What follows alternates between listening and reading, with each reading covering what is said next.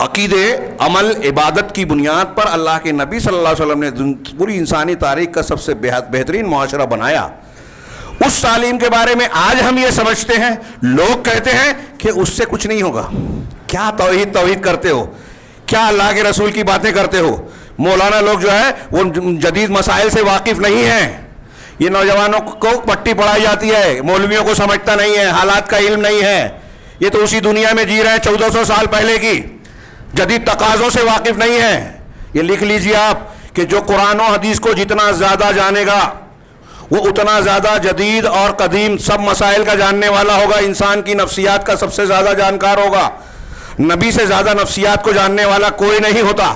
اور اللہ کے رسول صلی اللہ علیہ وسلم نے سورج کے مغرب سے نکلنے تک کے اٹھنے والے فتنوں کا ذکر کر دیا کہ میری امت میں کون کون سے فتنے اٹھیں گے، سب بیان کر دیا ہے۔ لہذا نبی کی تعلیم کو جاننے والے سے زیادہ جانکار کوئی ہو ہی نہیں سکتا، اور ہے بھی نہیں۔ واقعات کا علم بھی سب سے زیادہ انہی کو ہوگا، یا اس کا صحیح تجزیہ علماء سے زیادہ بہتر، یعنی جو قرآن و حدیث والے علماء ہیں۔ بزرگوں کے واقعات، قصے کہانیوں والے علماء نہیں ہے۔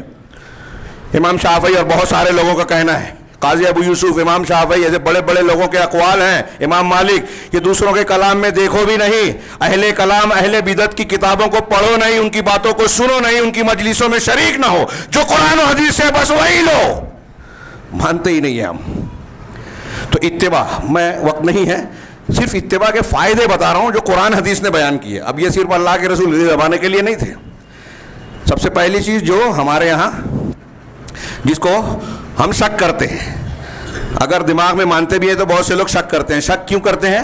کہ جب ہم دنیا کے مسائل حل کرنے کی یا اپنے مسائل حل کرنے کی کوشش کرتے ہیں تو وہاں قرآن حدیث کو کنارے کر دیتے ہیں۔ یہ اس بات کی دلیل ہے کہ ہم ایسا مان رہے ہیں کہ قرآن حدیث سے ہمارے مسائل حل نہیں ہوں گے۔ اللہ رسول نے سود کو حرام کیا، قرآن حدیث میں سود حرام ہے، لیکن ہم اگر سود کو لینا دینا چھوڑ دیں تو ترقی نہیں کریں گے۔ یہ ہمارے جملے ہیں۔ مولویوں سے پوچھو گے تو ہمارے کاروبار میں بہت سی چیزیں غلطی بتا دیں گے، لہذا پوچھو ہی مت۔ پنچایت میں ہم کہتے ہیں قرآن حدیث ہم نہیں جانتے، ہم جو سمجھوتا کریں گے مانڈ والی، فیصلہ قبول کر لو۔ کتنی بڑی دیدہ دلیری ہے، جرت ہے کہ آپ اللہ اور رسول سے بہتر فیصلہ کرو گے۔ اللہ اور رسول کے فیصلے میں کمی ہے، وہ قابل قبول نہیں ہے۔ یہی تو امتحان ہے آپ کا ہمارا۔ ہاں، ایک آدمی طاقتور ہے، وہ اپنا حق زیادہ لینا چاہتا ہے رسول اور اللہ کے مقرر کے، اللہ اور رسول کے فیصلے پر، اس کے حصے پر ہم راضی ہی نہیں ہیں۔ دو تین پیڑھیاں گزر گئی، حصہ ہی نہیں ہو رہا ہے، تقسیم نہیں ہو رہا ہے۔ کیوں؟ اطمینان نہیں ہے، اختلاف ہے، اور قرآن حدیث والا جو فیصلہ ہے وہ قبول نہیں ہے۔ منہ سے نہیں کہیں گے، عمل سے کہہ رہے ہیں۔ تو پہلی چیز کہ اللہ اور رسول کی بات کو، رسول کی بات کی اتباع کرنا اور ماننا، اس میں دنیا کی سعادت ہے، عزت ہے، اور آپ کی مخالفت کرنا دنیا میں بھی عذاب، فتنہ، اللہ کا عذاب آنے والا، اور آخرت میں بھی دردناک عذاب۔ دلیل ایک قرآن، ایک حدیث۔ قرآن کی دلیل فَلْيَحْذَرِ الَّذِينَ يُخَالِفُونَ عَنْ أَمْرِهِ أَن تُصِيبَهُمْ فِتْنَةٌ أَوْ يُصِيبَهُمْ عَذَابٌ أَلِيمٌ۔ جو میں نے ابھی آیت پڑھی تھی وہ بھی اس میں شامل کی جا سکتی ہے، فَلَا وَرَبِّكَ کی آیت کو بھی شامل کیا جا سکتا ہے۔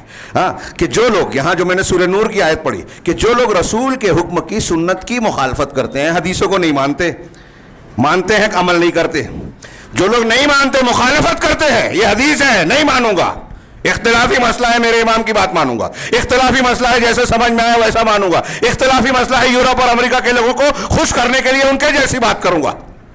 تو جو لوگ مخالفت کرتے ہیں انہیں ڈرنا چاہیے کہ انہیں عذاب، فتنہ آ پکڑے۔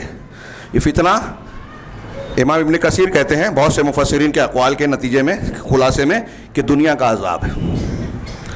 امام احمد کہتے ہیں کہ فتنے سے مراد شرک ہے، قرآن میں کئی جگہ کہا گیا۔